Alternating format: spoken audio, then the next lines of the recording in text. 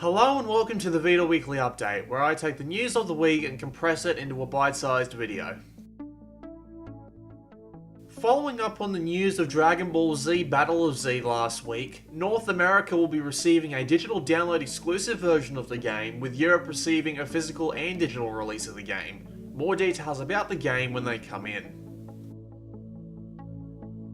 Chronos Materia is a new RPG exclusively for PS Vita in development at Gust, creators of the Italia series. The game is based around time travel and branching story paths. Being able to take your equipment to another time period to beat a boss you couldn't before was used as an example.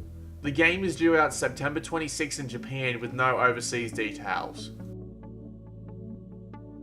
Felistella, the developers of the previous Summon Night games for PSP, are currently handling Hyperdimension Neptunia Rebirth 1, a remake of the first Neptunia PS3 game. The story, combat system and events have all been revised and tweaked for the remake. The remake will release in Japan on October 31. Following an announcement of Q Games and Double 11 forming a partnership, the COO of Double 11 took to the PlayStation blog to announce Pixel Junk Monsters Ultimate HD for PS Vita.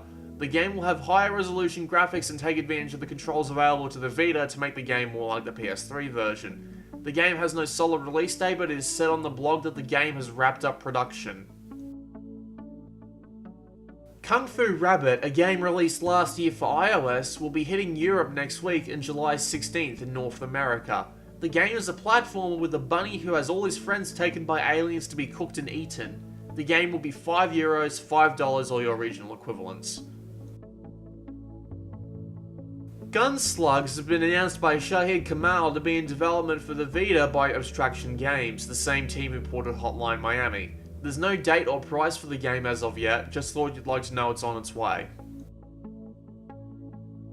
Total Recoil, an iOS/Android dual-stick shooter, is coming to the Vita on July 9 in the US. The game will have touch controls for some utilities, multiple weapons to pick from, 30 stages and 3 survival stages, and the voice of Tony the Tiger, Tom Clark Hill. The game will cost $2.49. Japan's Soul Sacrifice players are receiving 3 new DLC bosses this July. The Iron Maiden on July 4, a woman who affixed a torture device on her head to save a fallen knight, and the 2 gods, Surt and Romulus, the gods of chaos and order, on July 18.